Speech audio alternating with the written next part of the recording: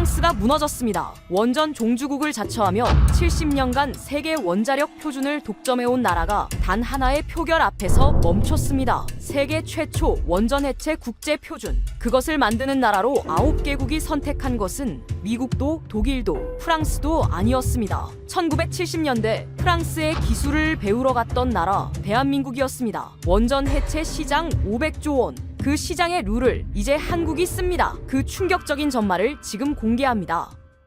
구독과 좋아요를 눌러주시면 한국의 위상이 널리 알려집니다. 한국 화이팅이라고 댓글을 남겨주세요.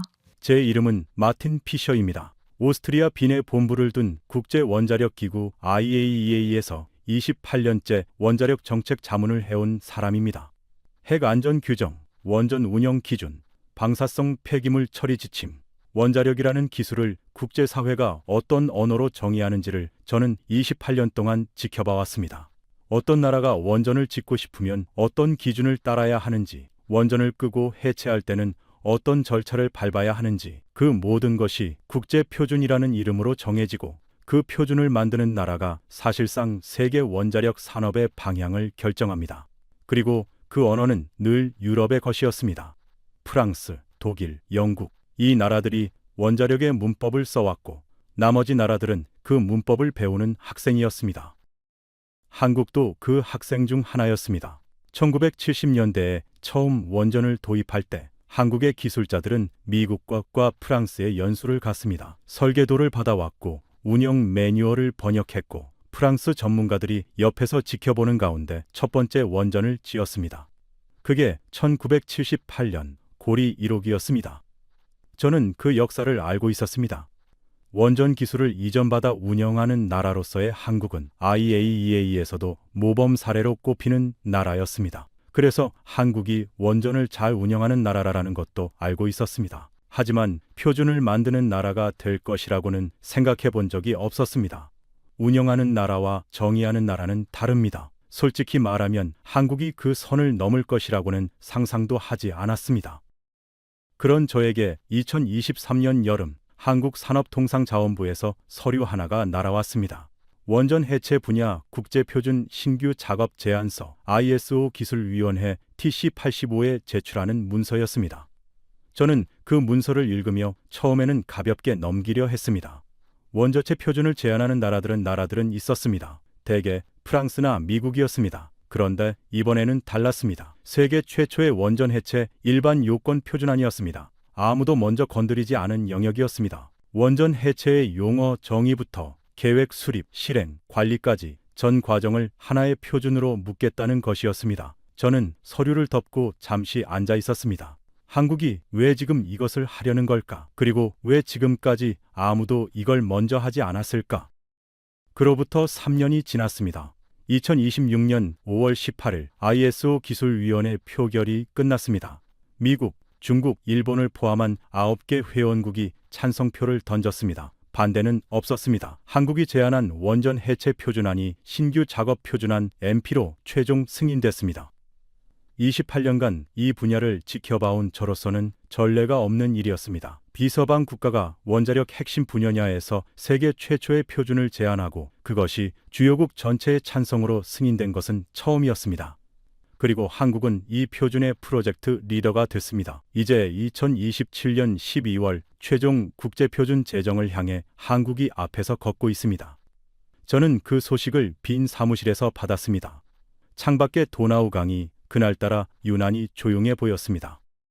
제가 이 이야기를 전하려는 이유는 단순한 수치 보고가 아닙니다. 원전 해체 시장은 2050년까지 500조 원 이상으로 성장할 전망입니다. 그리고 그 시장의 규칙을, 그 시장에서 누가 어떻게 돈을 벌 수 있는지를 이제 한국이 쓰게 됐습니다. 표준을 만드는 나라가 시장을 만든다는 말이 있습니다.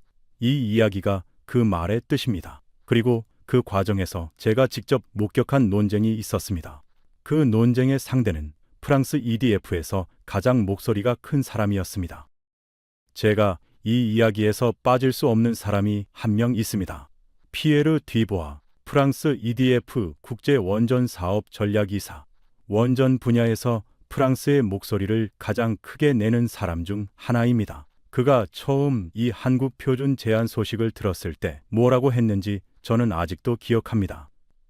빈 회의실에서 그가 말했습니다. 흥미롭군요. 그런데 원전을 정의하는 언어는 여전히 프랑스어입니다.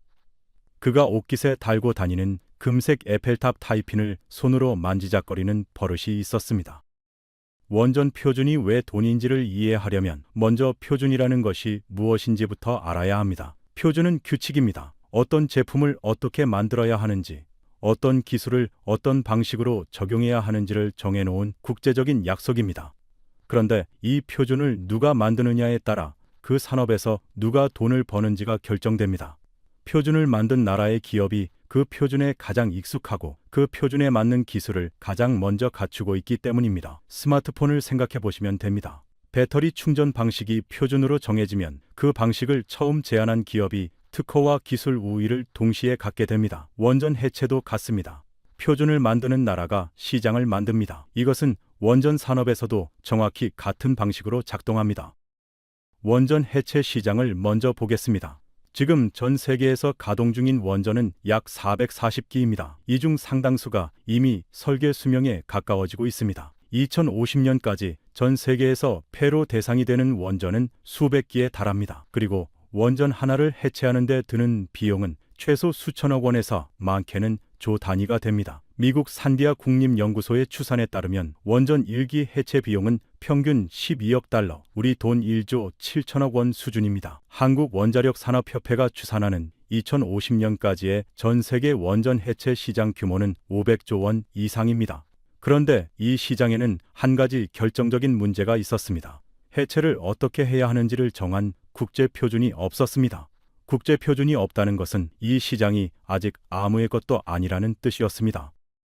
원전을 짓는 것과 해체하는 것은 완전히 다른 기술입니다. 짓는 것은 계획한 대로 쌓아 올리는 과정이지만 해체는 방사선이 남아있는 구조물을 안전하게 분해하고 오염된 부품을 분류하고 방사성 폐기물을 처리하고 부지를 정화하는 과정입니다.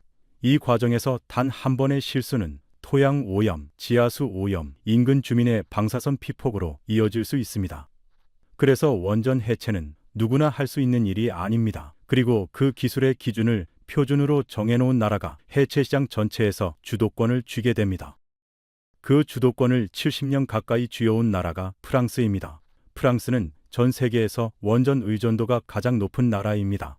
전체 전력의 70% 이상을 원자력으로 생산합니다. 56기의 원전을 운영하고 있고 그 원전들을 짓고 운영하는 기업이 EDF, 엘렉트리시테 드 프랑스입니다. EDF는 단순한 전력 회사가 아닙니다. 원전 설계, 건설, 운영, 연료 공급, 해체까지 원자력의 전 주기를 다루는 세계 최대의 원전 기업입니다. 직원만 17만 명, 유럽 전력 시장에서 EDF의 이름이 없는 곳이 없습니다. 그리고 EDF의 자회사인 프라마톰은 세계 원전 핵심 부품과 연료 시장을 장악하고 있습니다. 이 두 회사를 통해 프랑스는 원자력이라는 산업을 사실상 국가 자산으로 키워왔습니다. 이 프랑스가 IAEA와 ISO에서 원자력 표준 논의를 오랫동안 주도해왔습니다. 원전을 어떻게 설계해야 하는지, 어떤 재료를 써야 하는지, 냉각 시스템은 어떻게 구성해야 하는지, 이 표준들이 프랑스 기술 방식과 맞닿아 있으면 전 세계 원전 발주국들이 프랑스 방식을 따르게 됩니다. 프랑스 기업의 유리한 구조가 자동으로 만들어지는 겁니다.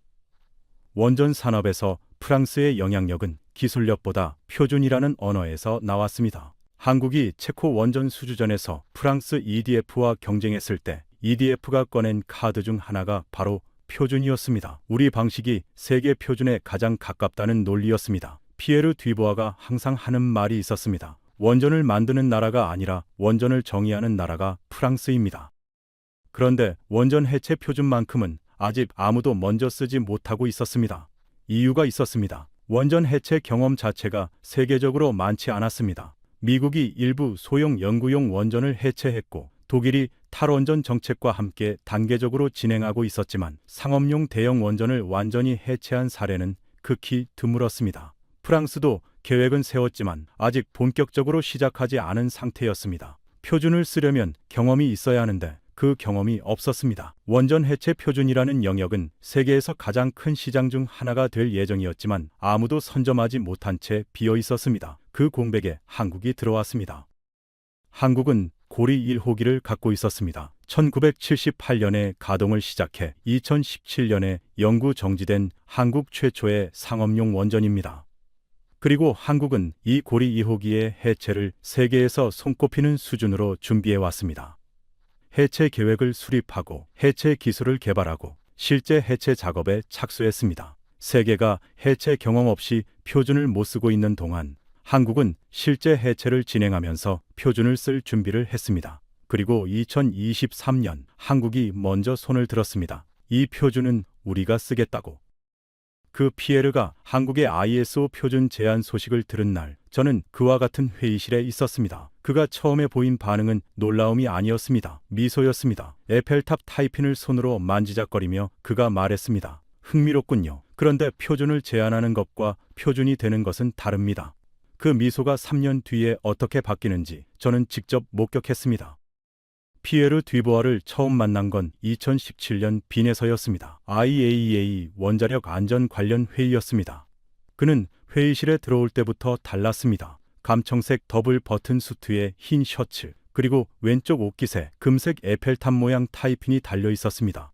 처음 본 자리에서 저는 그게 장식품인 줄 알았습니다. 나중에 알고 보니 그는 어떤 자리에서도 그 타이핀을 달고 다녔습니다. EDF에서 25년 프랑스 원자력 업계의 입장을 국제 무대에서 가장 설득력 있게 대변하는 사람 중 하나였습니다. 그가 말을 시작하면 회의실이 조용해졌습니다. 피에르의 영어는 완벽했습니다. 다만 프랑스어 억양이 남아 있었는데 그것이 약점이 아니라 오히려 권위처럼 들렸습니다. 원자력 분야에서 프랑스 억양은 일종의 상징이었습니다. 세계 최대 원전 운영국 출신이라는 신호. 그가 발언할 때 다른 나라 대표들이 메모를 하는 경우가 많았습니다. 저도 처음 몇 번은 그랬습니다. 그의 논리는 늘 탄탄했고 프랑스의 입장은 언제나 데이터와 함께 나왔습니다. 그래서 그가 틀렸을 때 반박하기가 더 어려웠습니다. 그가 말을 마치고 자리에 앉으면 회의실에 잠시 침묵이 흐르는 경우가 많았습니다. 누군가는 그 침묵을 동의로 해석했고 누군가는 반박할 논리를 찾는 시간으로 썼습니다. 2023년 9월 한국의 ISO 표준 제안 소식이 업계에 퍼지고 나서 피에르를 다시 만났습니다. 빈 IAEA 본부 근처의 카페였습니다. 가을이었고 카페에는 커피 향이 가득했습니다. 그가 커피를 내려놓으며 먼저 말을 꺼냈습니다. 피셔, 한국이 원저 해체 표준을 쓰겠다고 했더군요. 저는 고개를 끄덕였습니다. 그가 에펠탑 타이핀을 손으로 가볍게 만지작거렸습니다. 이 버릇은 그가 논쟁을 정리할 때 나타나는 신호였습니다. 흥미롭습니다. 그런데 표준을 제안하는 것과 표준을 완성하는 것은 다르죠. 저는 그 말의 의미를 알고 있었습니다. 그가 본격적인 반격을 준비하고 있다는 뜻이었습니다. 피에르가 꺼낸 첫 번째 논리는 경험이었습니다. 원전 해체 표준을 쓰려면 해체를 해봤어야 합니다. 그런데 한국이 상업용 원전을 완전히 해체한 사례가 있습니까? 그가 물었습니다. 저는 잠시 생각했습니다. 고리 1호기가 영구 정지됐고 해체 준비를 하고 있다는 것은 알았지만 완전 해체 완료는 아직이었습니다. 프랑스는 슈팽하임 원전 해체를 수십 년에 걸쳐 진행해 왔습니다. 미국도 여러 기를 해체했습니다. 해체를 완료해본 나라와 시작만 한 나라가 같은 선에 설 수는 없습니다. 표준은 경험에서 나와야 합니다. 경험 없이 쓴 표준은 이론에 불과합니다. 그의 논리는 날카로웠습니다. 틀린 말도 아니었습니다. 두 번째 논리는 언어였습니다. ISO 표준은 국제사회의 신뢰 위에 세워집니다. 특정 기술 분야에서 오랫동안 기여해온 나라가 표준을 쓸 때 그 표준이 힘을 갖습니다. 한국은 원전 운영은 잘합니다. 하지만 국제 원자력 표준 커뮤니티에서 한국이 지금까지 어떤 역할을 했는지 생각해 보십시오.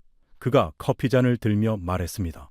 표준은 하루아침에 만들어지지 않습니다. 수십 년간의 신뢰와 기여가 쌓여야 합니다. 그 역사가 짧은 나라가 갑자기 핵심 표준을 주도하겠다고 나서면 다른 회원국들이 어떻게 보겠습니까?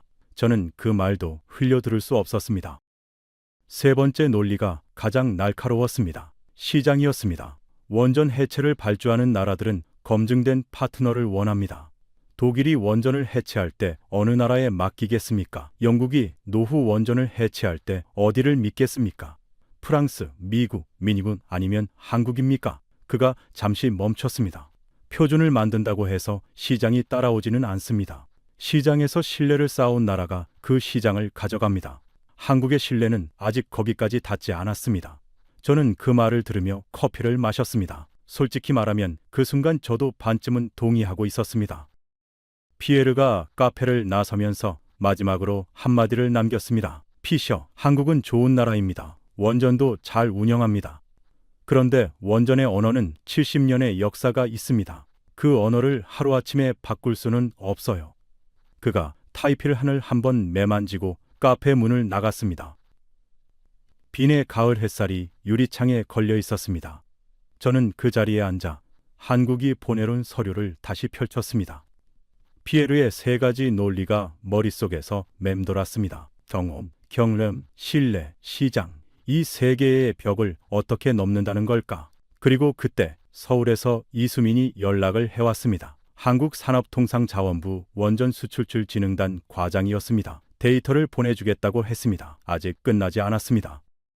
이수민이 보내온 자료가 도착한 건 피에르를 만난 다음 날이었습니다. 이메일 제목이 짧았습니다. 고리 2호기 해체 현황 및 기술력 자료입니다. 저는 첨부 파일을 열었습니다. 산업통상자원부 원전수출진흥단 과장이라는 직함이 적혀 있었습니다.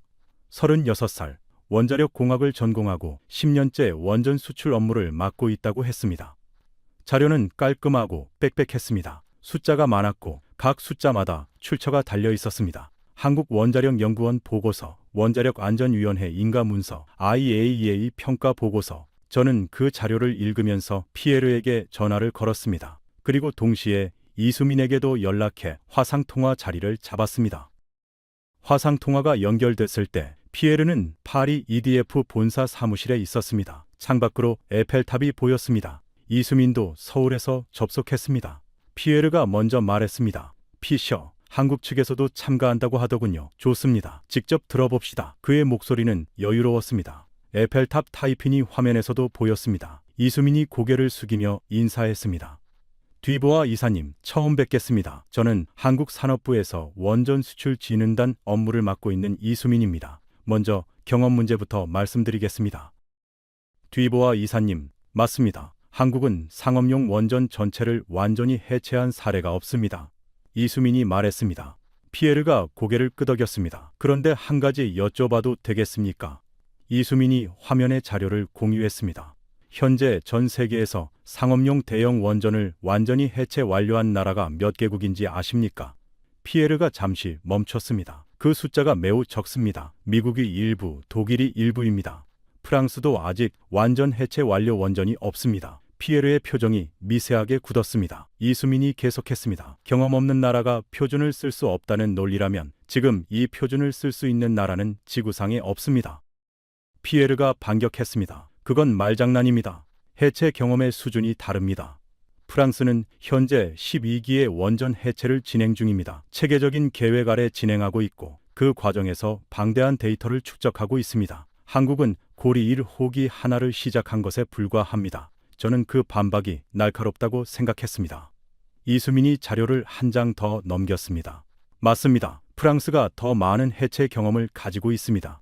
그런데 한국은 고리 2호기 해체를 진행하면서 세계에서 주목받는 기술을 보유하게 됐습니다. 2022년 원자력안전위원회가 인가한 고리 2호기 해체 계획은 방사선 오염 구역 분류, 방사성 폐기물 처리, 부지 복원까지 세계 최고 수준의 상세한 절차를 담고 있습니다. IAEA도 한국의 고리 1호기 해체 계획을 아시아 모범 사례로 평가했습니다. 이것이 표준의 토대가 됐습니다. 그리고 한 가지가 더 있습니다. 이수민이 자료를 바꿨습니다. 한국은 연구용 원자로 해체 경험이 있습니다. KR1, KR2 두 기의 연구용 원자로를 성공적으로 해체했습니다. 이 과정에서 방사성 오염 해체 기술, 폐기물 분류 기술, 제염 기술의 전체 프로세스를 실제로 수행했습니다. 그리고 한국원자력연구원은 이 경험을 토대로 상업용 원전 해체 기술을 체계적으로 개발해 왔습니다. 해체 로봇 기술, 방사성 폐기물 최소화 기술, 원격 해체 기술, 이 기술들은 세계 원전 해체 학계에서도 인정받고 있습니다. 피에르가 화면 밖으로 잠시 시선을 돌렸습니다.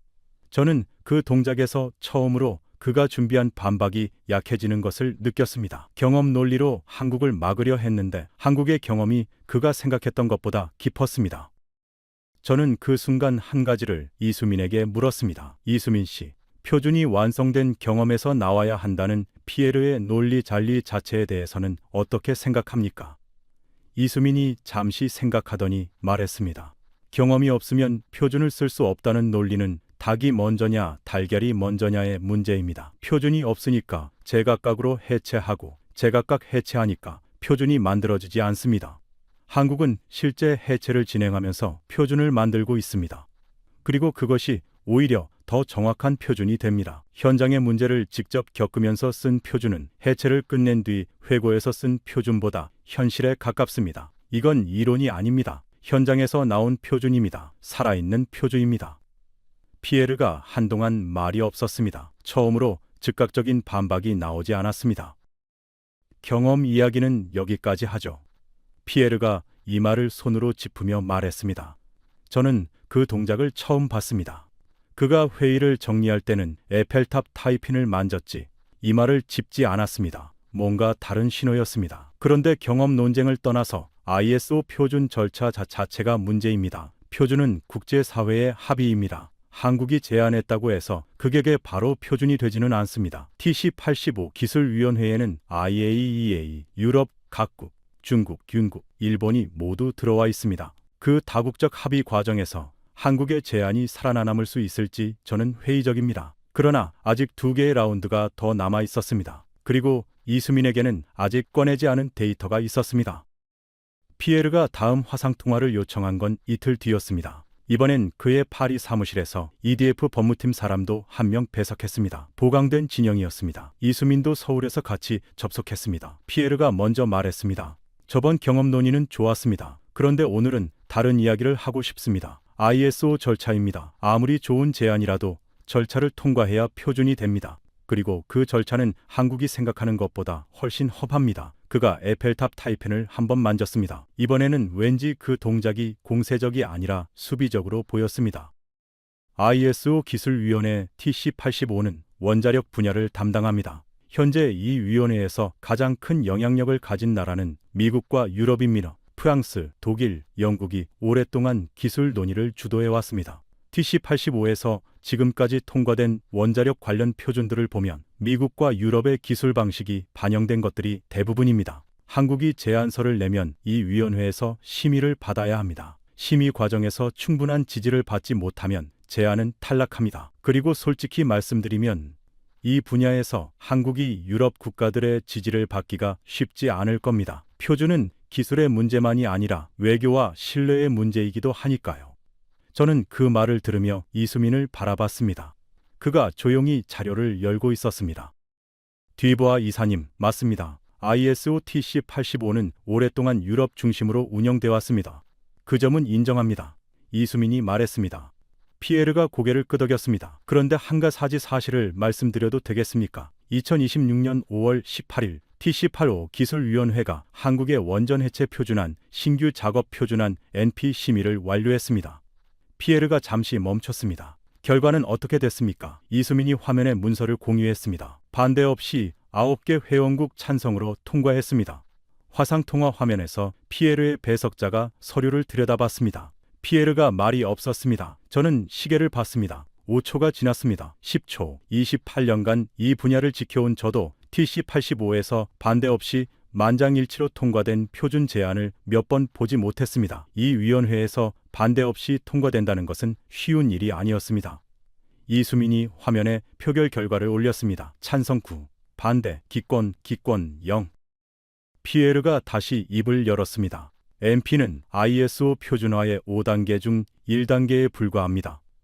NP에서 WD, CD, DIS, FDIS를 거쳐 최종 IS가 됩니다. 1단계를 통과했다고 해서 표준이 되는 것이 아닙니다. 앞으로 남은 4단계가 더 험합니다.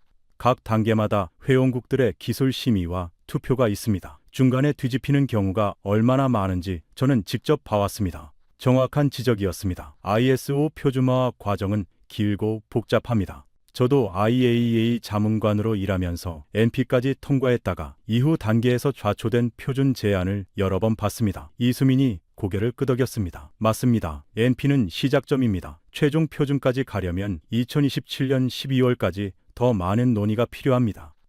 피에르가 잠시 여유를 되찾는 필요이었습니다. 이수민이 계속했습니다. 그런데 한 가지가 더 있습니다. 이번 NP 승인에서 한국은 이 표준의 프로젝트 리더로 지정됐습니다. 피에르의 표정이 다시 굳었습니다. 프로젝트 리더가 무엇을 의미하는지 뒤보아 이사님은 아실 겁니다. 이수민이 말했습니다. 표준의 초안을 쓰는 주체입니다. 어떤 용어를 정의할지, 어떤 절차를 기준으로 삼을지, 어떤 기술적 요건을 포함할지 그 모든 것을 처음부터 쓰는 사람이 프로젝트 리더입니다. 한국이 원전해체 표준의 초안을 씁니다. 저는 그 말의 무게를 느꼈습니다. 이것이 단순한 참여가 아니었습니다. 표준의 첫 번째 문장부터 한국이 씁니다. 어떤 기술이 기준이 되는지, 어떤 방식이 국제적으로 통용되는지 그 출발점을 한국이 잡는 겁니다. 피에르가 70년간 유지해온 원전의 언어가 새로운 챕터를 맞이하는 순간이었습니다. 피에르가 마지막 카드를 꺼냈습니다. 프로젝트 리더라고 해서 표준이 자동으로 통과되는 건 아닙니다. 중국이 반대하면, 미국이 수정을 요구하면 결국 다자 합의 과정에서 한국의 원안은 희석될 수밖에 없습니다. 이수민이 잠시 기다렸습니다. 그리고 말했습니다. 뒤보아 이사님, 이번 NP에 찬성한 9개 회원국 중에 미국이 있습니다. 중국이 있습니다. 일본이 있습니다. 반대는 단 한 나라도 없었습니다. 미국과 중국이 같은 안건에 동시에 찬성표를 던지는 경우가 얼마나 드문지 아십니까? 그 두 나라가 모두 한국의 제안을 지지했습니다. 다시 침묵이 흘렀습니다. 피에르가 화면에서 잠시 자리를 이탈했습니다. 배석자가 무언가를 속삭였습니다. 저는 그 대화를 들을 수 없었지만 피에르가 돌아왔을 때 타이핀을 만지지 않고 있었습니다. 표준 절차 이야기는 계속 지켜봐야 할 것 같군요. 그가 말했습니다. 인정도 아니었고 반박도 아니었습니다. 하지만 저는 그것이 피에르가 낼 수 있는 가장 솔직한 반응이라는 것을 알았습니다. 두 번의 라운드에서 경험도 절차도 그의 논리대로 흘러가지 않았습니다. 미국, 중국, 일본이 모두 찬성했다는 사실은 반박하기 어려웠습니다. 단 한 나라도 반대하지 않았습니다. 이제 세 번째 라운드가 남아 있었습니다. 시장이었습니다. 표준을 만들어도 시장에서 선택받지 못하면 의미가 없다는 것. 그리고 그 라운드에서 피에르는 가장 자신 있는 무기를 꺼낼 것이었습니다. 하지만 아직 끝나지 않았습니다. 세 번째 통화는 일주일 뒤였습니다. 이번엔 피에르가 빈으로 직접 왔습니다. IAEA 인근 회의실이었습니다. 이수민은 화상으로 참여했습니다. 피에르가 파리에서 빈까지 직접 온 것은 그가 이 논쟁을 화상으로 끝낼 수 없다고 판단했다는 뜻이었습니다. 경험 라운드도 ISO 절차 라운드도 그의 논리대로 흘러가지 않았습니다. 그는 마지막 카드를 직접 꺼내러 왔습니다. 그는 회의실 의자에 앉으며 양복 재킷을 정리했습니다. 에펠탑 타이핀이 조명 아래 빛났습니다. 그가 말했습니다. 피셔, 오늘은 가장 중요한 이야기를 하겠습니다. 표준이 아닙니다. 시장입니다. 원전 해체를 발주하는 나라들을 생각해 보십시오. 피에르가 말했습니다. 독일은 탈원전을 결정하고 원전 해체를 진행 중입니다. 영국은 노후 원전 다수를 해체해야 합니다. 벨기에, 스웨덴, 스위스, 미국도 40년 이상 된 원전이 수십 기에 달합니다. 이 나라들이 원전 해체를 맡길 때 어느 나라를 찾겠습니까? 70년 동안 원자력을 함께 운영해온 파트너를 찾겠습니까? 아니면 아직 완전 해체를 완료하지 않은 나라를 찾겠습니까? 원전은 자동차 공장이 아닙니다. 한 번의 실수가 수십 년의 환경 오염으로 이어집니다. 발주국은 반드시 검증된 파트너를 원합니다. 그가 테이블에 손을 얹었습니다. 표준을 만들어도 그 시장에서 선택받지 못하면 아무 의미가 없습니다. 그 말은 강했습니다. 그리고 틀리지 않았습니다. 이수민이 화면에서 말했습니다. 뒤보아 이사님, 맞습니다. 원전 해체 시장에서 신뢰는 오래 쌓아야 합니다. 그 점은 인정합니다. 피에르가 고개를 끄덕였습니다. 이수민이 계속했습니다. 그런데 원전 건설 시장에서 한 가지를 여쭤봐도 되겠습니까? 2024년 체코 두코반이 신규 원전 수주전에서 최종 우선상 대상자로 선 나라가 어디입니까? 피에르가 잠시 멈췄습니다. 체코 원전 수주전, 한국전력과 프랑스 EDF가 정면으로 맞붙은 싸움이었습니다. EDF는 프랑스 국가의 자존심을 걸고 그 입찰에 임했습니다. 그 결과를 피에르가 모를 리 없었습니다. 한국이었습니다. EDF를 꺾고 한국이 선정됐습니다. 이수민이 말했습니다. 피에르가 턱 근육이 미세하게 움직였습니다. 체코 건설 수주전 패배는 EDF에게 민감한 부분이었습니다. 체코 원전은 건설입니다. 해체와는 다른 이야기입니다. 피에르가 말했습니다. 이수민이 고개를 끄덕였습니다. 맞습니다. 원전 건설과 해체는 다릅니다. 그런데 체코가 한국을 선택한 이후 세계 원전 시장에서 한국을 바라보는 시각이 달라졌습니다. 한국은 이제 선택받는 나라입니다. 그런데 뒤보아 이사님, 체코가 왜 한국을 선택했는지 아십니까? 기술만이 아니었습니다. 한국 정부가 직접 체코 정부와 교섭에 나섰기 때문입니다. 대통령이 직접 체코 대통령과 통화하고 장관이 프라하로 날아갔습니다. 민간 기업 대 민간 기업이 아니라 국가 대 국가로 파트너십을 제안했습니다. 그리고 이제 한국은 그 방식을 제도화하려 하고 있습니다. 피에르가 몸을 앞으로 기울였습니다. 무슨 말입니까? 이수민이 자료를 펼쳤습니다. 2026년 5월 14일 한국산업통상자원부가 원전 수출 전략협의회를 열고 공식 방침을 발표했습니다. 정부가 원전 수출 상대국과 직접 주도적으로 교섭하겠다는 겁니다. 지금까지는 한국전력이나 민간 기업이 협상 테이블에 앉았다면 이제는 정부가 직접 앉겠다는 선언입니다.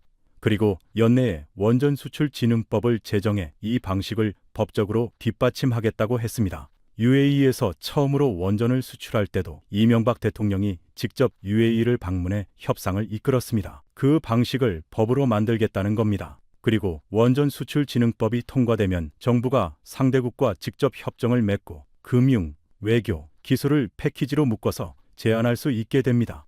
단순한 공사 계약이 아니라 에너지 동맹을 제안하는 방식입니다. 피에르가 자료를 들여다봤습니다. 이수민이 계속했습니다. 뒤보아 이사님, 한국이 원전 해체 표준을 만드는 나라가 된 것과 정부가 직접 교섭에 나서는 것을 동시에 하고 있습니다. 표준으로 신뢰를 쌓고 정부 교섭으로 시장을 열고 두 트랙이 동시에 움직이고 있습니다. 저는 그 순간 이 논쟁이 피에르가 예상했던 방향으로 흘러가지 않고 있다는 것을 느꼈습니다. 피에르의 시장 논리는 분명히 맞는 부분이 있었습니다. 표준이 있어도 발주국이 선택하지 않으면 그뿐이었습니다. 그런데 한국은 표준을 만들면서 동시에 정부가 직접 시장을 두드리는 구조를 만들고 있었습니다. 표준으로 신뢰를 쌓고 정부 교섭으로 계약을 딴다.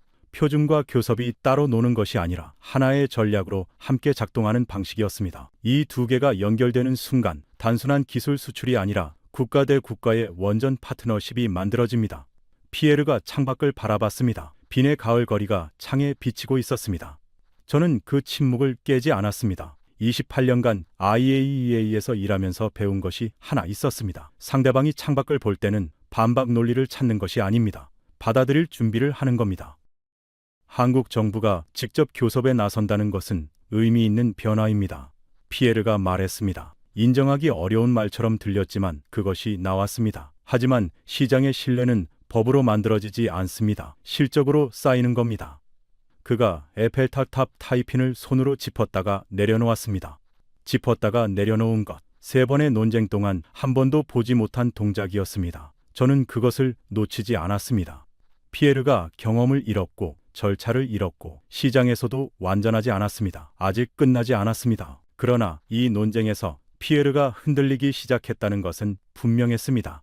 그리고 다음에 올 이야기는 숫자가 아니었습니다. 3번의 라운드가 끝났습니다. 빈 회의실에 잠시 침묵이 흘렀습니다.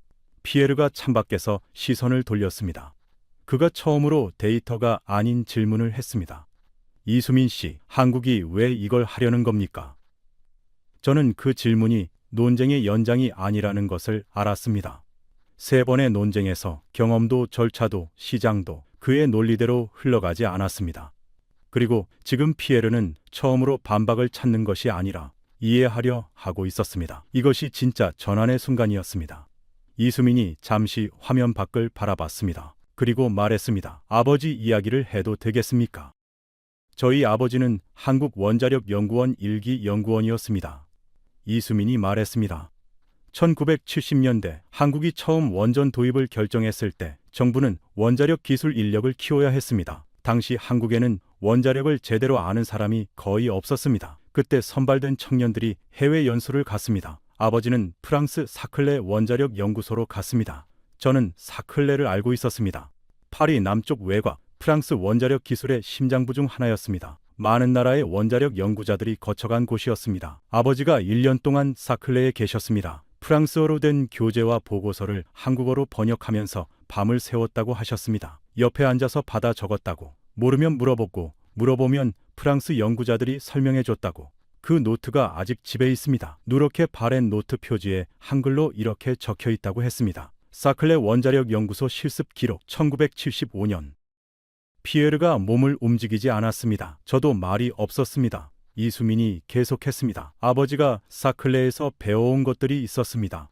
원자로 냉각 시스템의 원리, 핵연료 장전 방식, 비상 냉각 절차, 사클레 연구소의 프랑스 선생님들이 설명하면 아버지가 노트에 한국어로 옮겨 적었습니다. 귀국하는 비행기 안에서 그 노트를 다시 처음부터 읽었다고 하셨습니다. 이 내용을 내가 제대로 이해하고 있는지 확인하면서, 그리고 그 지식을 가지고 고리 2호기 건설에 참여했습니다. 1978년 고리 2호기 가동 첫날, 아버지가 현장에 계셨습니다. 한국 최초의 상업용 원전이 처음으로 전기를 만들어내던 날이었습니다. 제어실 계기판에 숫자가 올라가기 시작했을 때 아버지가 손을 꽉 쥐었다고 하셨습니다.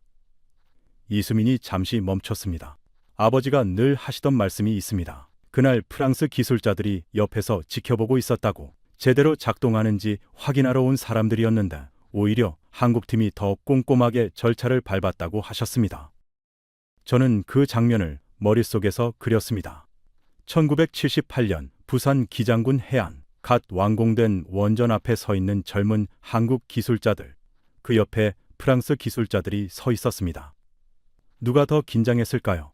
프랑스 기술자들은 감독하러 왔지만 한국 기술자들은 그 순간이 한국 원자력 역사의 첫 페이지라는 것을 알고 있었습니다. 잘못되면 안 됩니다. 반드시 돼야 합니다. 그 마음으로 더 꼼꼼하게 절차를 밟았을 겁니다. 그 뒤에 46년이 흘렀습니다. 고리 1호기는 2017년에 영구 정지됐습니다. 국내 첫 상업 원전, 한국 원자력 역사의 시작점이 문을 닫았습니다. 그리고 그 고리 1호기의 해체가 지금 세계 최초의 원전 해체 표준을 만드는 토대가 되고 있습니다. 아버지가 프랑스에서 배운 기술로 지은 원전이 아들이 만드는 세계 표준의 근거가 됩니다. 아버지가 이 이야기를 아십니까? 피에르가 물었습니다. 저는 그 질문에서 처음으로 피에르가 인간으로 보였습니다. 논쟁하는 사람이 아니라 이야기를 듣는 사람. 이수민이 말했습니다. 말씀드렸습니다. 전화로 ISO 표준 제안이 MP로 통과됐다고 하자 한참 동안 말씀이 없으셨습니다. 그리고 이렇게 말씀하셨습니다. 그러냐, 잘됐다. 그 말 앞에 아무것도 붙이지 않은 문장이었습니다. 잘됐다. 50년 전 사클레에서 노트를 받아 적던 사람이 그 두 마디만 했습니다. 회의실이 조용해졌습니다. 빈의 가을 햇살이 창문에 기울어지고 있었습니다. 저는 눈가가 뜨거워지는 것을 느꼈습니다.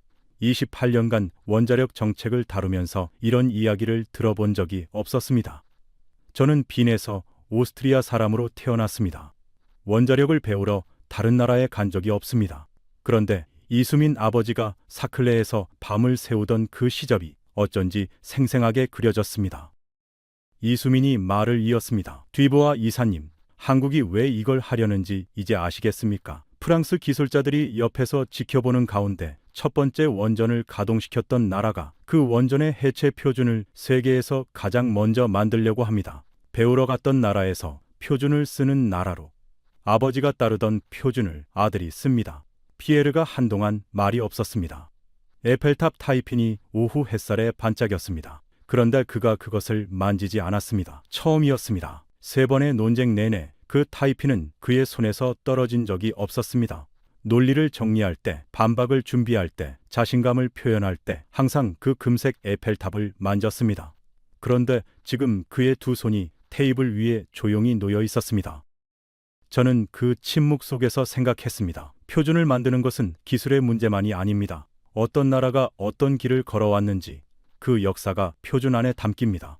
1970년대 프랑스에서 노트를 받아 적던 청년들의 땀이 고리 1호기를 46년간 돌렸고 이제 그 원전의 해체가 세계 표준의 첫 문장을 씁니다. 한국이 원전을 배운 나라가 프랑스였기 때문에 이 반전이 선명하게 빛나게 빛나고 있었습니다. 피에르의 나라에서 배워간 기술이 이제 피에르의 나라가 따를지도 모를 표준이 되고 있었습니다.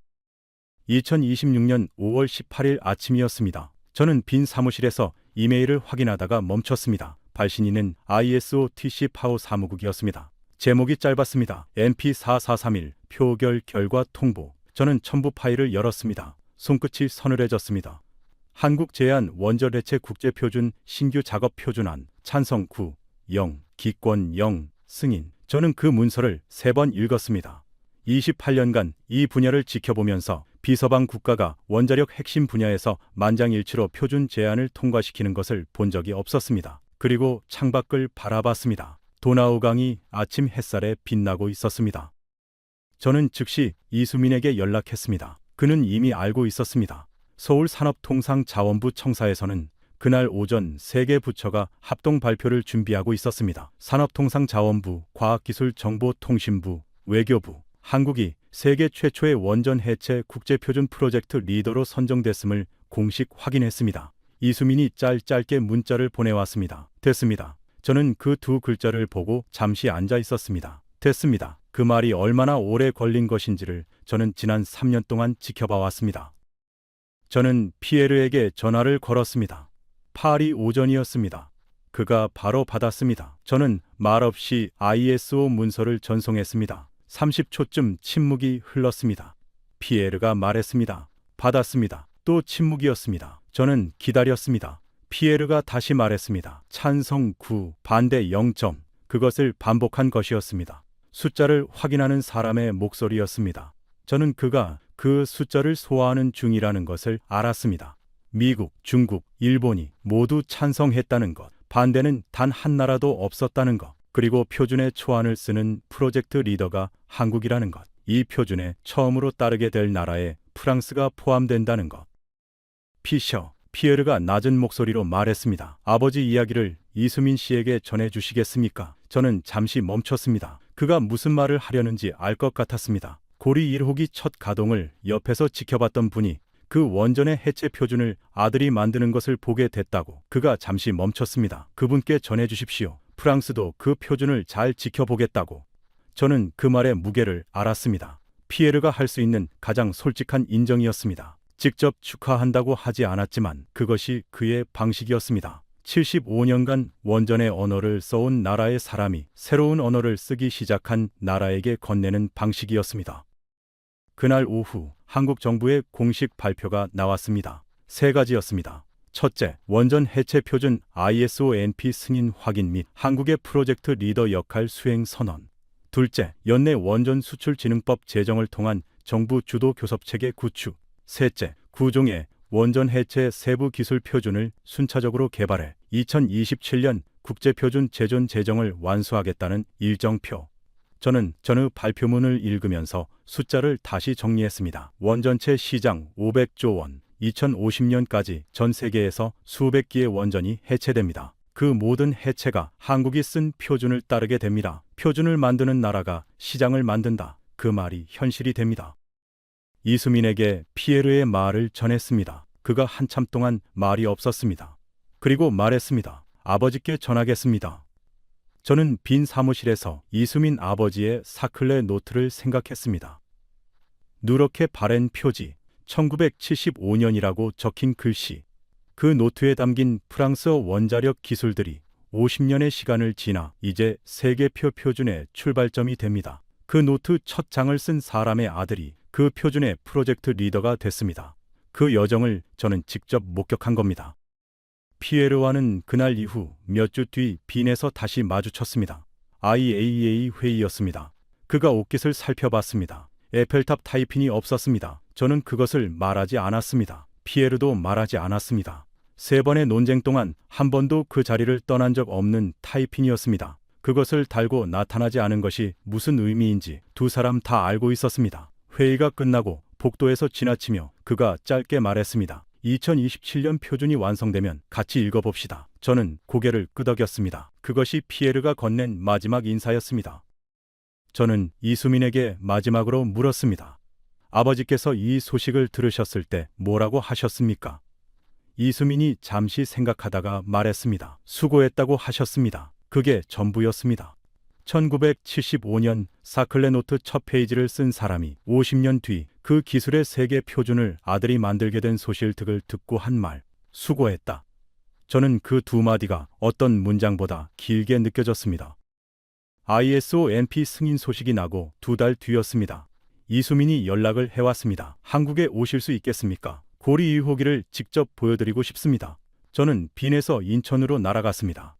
28년간 원자력 정책을 다루면서 한국에 공식 방문한 적은 있었지만 고리 원전 현장을 직접 찾은 것은 처음이었습니다. 부산에서 기장 방향으로 차를 타고 한참을 달렸습니다. 해안 도로를 따라 바다가 옆에 붙어 있었습니다. 이수민이 부산 기장군 해안으로 안내했습니다. 차에서 내리자 바다 냄새가 났습니다. 가을 햇살이 파도 위에 반짝였습니다. 고리 1호기는 바다 바로 옆에 있었습니다. 건물 외벽은 낡았지만 견고했습니다. 이미 연구 정지된 지 9년이 지났습니다. 가동을 멈춰서도 구조물은 그 자리에 있었습니다. 가을 바람이 해안을 따라 불어왔습니다. 저는 잠시 그 앞에 서서 숨을 고를 수밖에 없었습니다. 이수민이 말했습니다. 1978년 아버지가 여기 계셨습니다. 처음으로 전기가 만들어지던 날. 저는 그 말을 들으며 건물을 바라봤습니다. 오스트리아에서 빈의 사무실에 앉아 서류로 다루던 것이 아니었습니다. 이것은 실제로 존재하는 것이었습니다. 낡은 콘크리트 외벽 앞에서 저는 처음으로 이 원전이 단순한 구조물이 아니라는 것을 느꼈습니다. 이것은 한국 원자력의 시작점이었습니다. 그리고 이제 해체되면서 그 끝이 세계 표준의 시작점이 됩니다. 이수민이 말했습니다. 이 원전을 짓는데 프랑스 기술이 들어왔습니다. 미국 기술도 들어왔습니다. 한국 기술자들이 그것을 배우면서 지었습니다. 그런데 이 원전을 해체하는 표준은 한국이 씁니다. 저는 그 말의 구조를 생각했습니다. 세계의 기술로 지은 원전, 한국의 표준으로 해체합니다. 배울 때는 여론이었지만 표준을 쓰는 것은 하나의 나라입니다. 그리고 그 나라가 한국이 됐습니다. 해안 바람이 다시 불어왔습니다. 저는 코트깃을 세웠습니다. 멀리 수평선이 보였습니다. 저는 방파제 끝에 앉아 한동안 바다를 바라봤습니다. 노트를 꺼냈습니다. 28년 동안 원자력 정책을 기록해온 노트였습니다. 이수민 아버지의 사클레 노트와 비슷한 시기에 시작된 것인지도 몰랐습니다. 그분의 노트에는 프랑스 기술이 담겼습니다. 제 노트에는 세계 원자력 정책의 흐름이 담겼습니다. 그리고 두 노트가 이고리 1호기라는 장소에서 하나의 이야기로 만났습니다. 저는 마지막 페이지를 폈습니다. 그리고 이렇게 적었습니다. 표준은 기술이 아닙니다.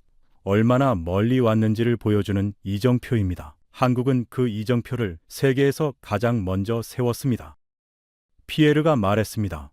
원전의 언어는 70년의 역사가 있다고. 맞는 말이었습니다. 그런데 그 언어에 새로운 챕터가 생겼습니다. 원전 해체라는 챕터.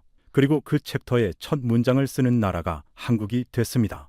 1975년 사클레에서 프랑스어 교재를 한국어로 옮겨 적던 청년이 그 청년의 아들이 쓰는 표준으로 이어졌습니다. 50년에 걸친 이야기입니다. 짧지 않은 시간이지만 원자력의 70년 역사에서 보면 후발주자가 가장 중요한 첫 페이지를 가져간 겁니다. 석유가 없어서 약한 나라가 아니라 기술이 있기 때문에 강한 나라. 그것이 고리 1호기 해안에서 제가 받은 답이었습니다. 저는 여러분께 이 이야기를 전합니다. 대한민국은 원유가 없습니다. 천연가스도 없습니다.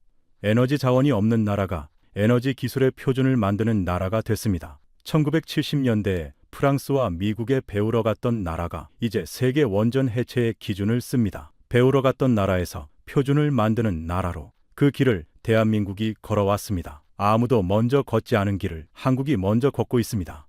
그리고 이 표준이 완성되는 2027년 세계 원전 해체 시장 500조 원의 첫 번째 문이 열립니다. 그 문의 열쇠를 이제 한국이 쥐고 있습니다. 이 이야기가 마음에 닿으셨다면 주변 분들과 함께 나눠주십시오. 구독과 좋아요는 대한민국의 이야기를 계속 전할 수 있는 힘이 됩니다. 지금까지 감동 라이프였습니다. 감사합니다.